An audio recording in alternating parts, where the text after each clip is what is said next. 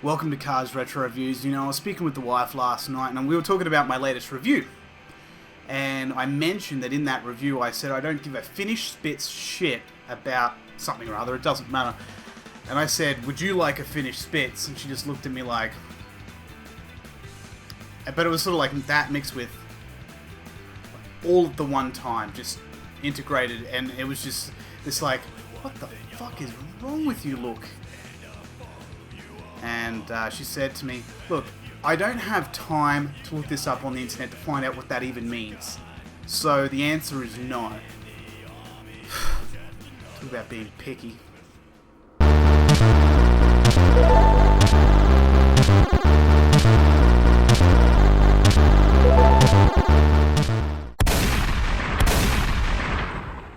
The relevance of Sega exclusives is slowly starting to deplete.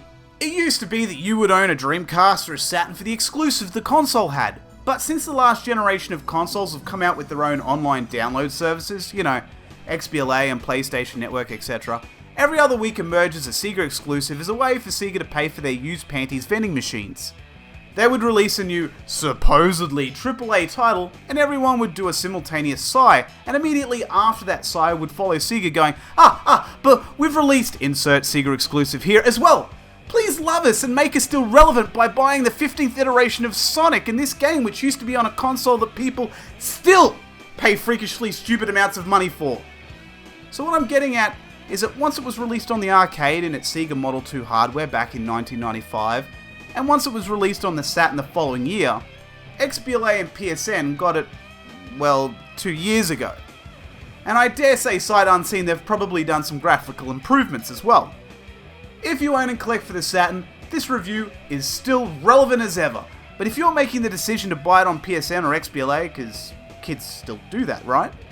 You might want to take what I say about graphics as the foundation of what I can assume is something which has been improved upon. Not always for the better. So what we have here are some characters with plenty of personality and their own little brand given to us through what I can only describe as the logo of their name. You have Grace, Barn, Raxel, Tokyo, Sandman, Jane, Candy, Picky, Marla, and BM, which stands for Butt Munch. I actually thought up until I read about it on Wikipedia that BM and Marla are the same person, but they are indeed not. BM is a stronger version of Marla, and Marla is not officially registered as a member of the tournament. Interestingly, Barn is both the hardest character for me to control initially, and the first character I finished the game with. They each have their own story which would drag this already exhausting 8-minute review out far longer than it needs to be. All you need to know is that Pepsi Man was made available in the Japanese copy of this game.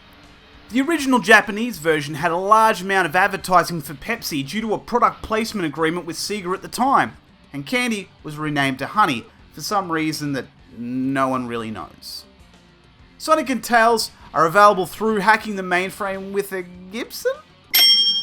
The reason for Sonic and Tails as somewhat playable characters is one of the programmers of this game suffered from fanboyism coupled with the complete lack of originality. So, as a spur-of-the-moment type thing, did it as a joke, but Sega got the last laugh as it was approved and Sonic the Fighters was born, which I've never played. Maybe I might one day.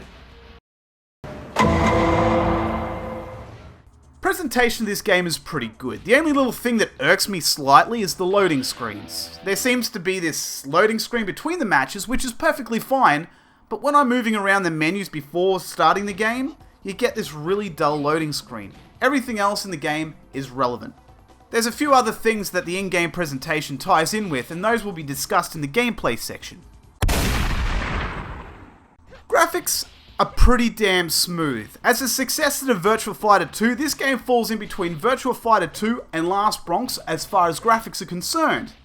It has a really smooth frame rate and no real clipping, but you'll find tiny little graphical glitches with the walls. It's not a big deal in the slightest, but it's worth mentioning from time to time, sometimes with funny consequences. Everything else checks out like texturing and collision detection. What I will say is that some games seem to play better than they do after I watch the footage back due to the magic of editing, but this time it feels like a pretty accurate representation. I didn't mind the sound at all. I would go as far to say it is a good soundtrack, and the sound effects, while being over the top sometimes, are also pretty good. It never reaches the height of fucking amazing, but it's better than average and far better than dead shit.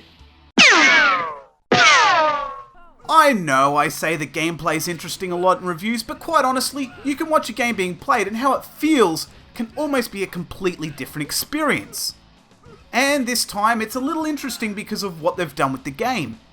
What decisions were made when figuring out how to take it to the next level or do something else with a game which is already similar to several other games out on the console. They were getting pretty good at these types of games by this stage, and this is another staple. They've simplified the controls and made them really, really responsive. You've got kick, punch, block, throw, and this other button which seems to be another attack button. Each character gives a special kick or punch, but in addition to this, you can do special attacks which can be powerful moves and can also be used to counter. It all makes sense, and each move is laid out in the manual if you want to take it far more seriously. The controls are as perfect as you could possibly get, short of using the Virtua Stick, which is also supported. It's perfect in the sense that I got into the game right away. It was easy enough for me to pick up, and as I got better I could amp up the difficulty and still get some challenge out of it. What I mentioned earlier with presentation was the use of a shield, which was clothes they always wore, and once the shield was broken, some of them lost clothes, and it all became a little risque. For those that have seen my review on Dead or Alive, you'll know I'm a fan of tits, so I didn't feel uncomfortable when the armor was broken and the chicks lost clothing. It was another dimension added to an already exhausted genre that made it feel like a little more than just, another fucking fighting game. Some people have mentioned how the flow of the game and the new mechanics felt forced and out of place, but I didn't feel like that was the case at all. It did look like it to begin with, but any more than 2 minutes with the game and it all just made sense and it flows really well. Replay value with this game is most impressive and is a very strong point of the game. It has more modes than you can poke a stick at: arcade, versus, training, team battle mode, and watching mode. The single player has a fair bit of story for a fighter, and the versus mode gives you plenty to play. Would I recommend this game? I'd be foolish not to. It's another no-brainer. Graphically, musically, and gameplay are all at the very least pretty good that range to excellent. The game is stupid amounts of fun and pretty cheap to pick up for the Saturn no matter which region you buy it in.